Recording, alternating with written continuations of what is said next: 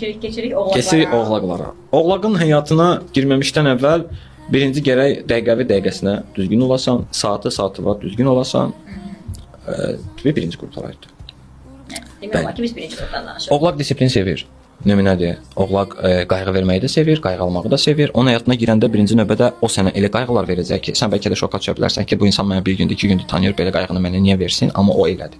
Onun yaranan günü anaçılıqdır, anadır, valideyndir və bacardığın qədər də sən ona diqqət verməlisən. O xatan yoxdur sözünü sevmir. Olmaz sözünü sevmir, eləmə sözünü sevmir. Onun həyatına girəndə yoxdur cümləsini unutmalısan. Olmaz cümləsini unutmalısan.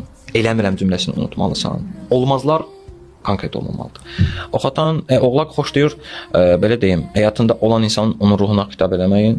Məsəl üçün atçot verməyi çox sevməz. Ora gedirəm, bura gedirəm, qəti bir şəkildə. Dediyi vaxt dediyi yerdə olmalısan. Əgər gecirsənsə bir bəhanə gətirməməlisən. Tutarlı səbəbin olmalıdır ki, mən falan vaxt falan yerə keçəcəm, falan vaxt belədir. Onun həyatında birinci nümunəvi olmalısan da, yəni həyatına girəndə.